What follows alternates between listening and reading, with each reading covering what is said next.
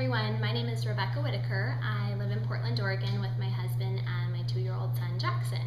We are expecting our second child in May and we're very excited, but we also want to be prepared this time when we head to the hospital because with my first pregnancy, I ended up going into labor very early and we brought nothing with us to the hospital.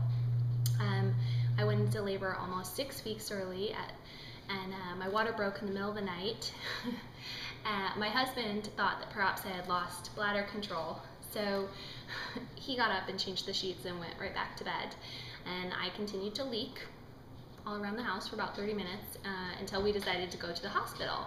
But in our rush, we didn't bring anything with us. No onesies, no diapers, no nothing.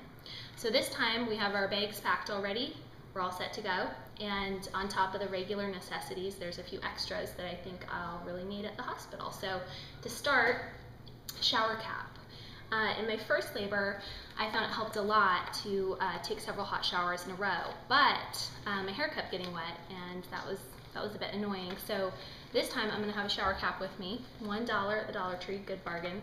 And it's also good for multiple purposes. So for example, this is the right size to fit the placenta in case you want to bring that home with you and either plant a tree or make some tea with it, as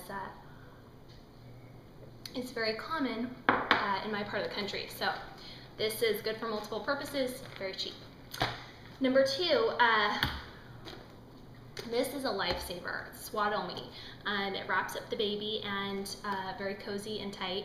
I found out about this a few days after I gave birth last time, and I'm definitely going to have it first thing at the hospital this time.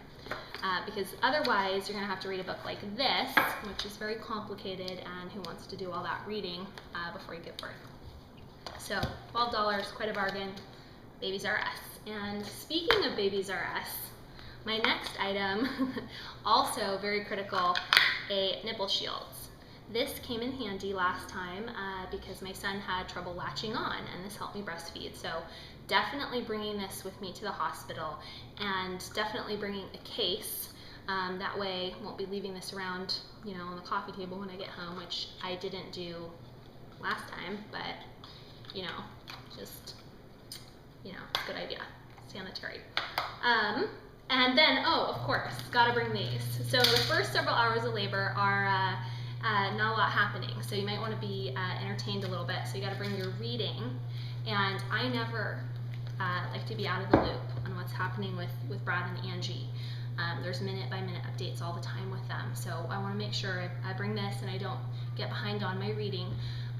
And actually, my husband likes to read these too, so while I'm in the shower, he can catch up on the Hollywood latest. And so this is actually quite selfless and thoughtful of me, not just thinking of myself.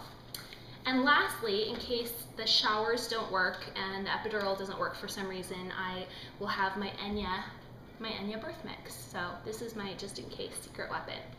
So thank you very much, and I wish all of you a healthy and a wonderful labor, and curious to hear what your must-haves are for the hospital or right after the birth.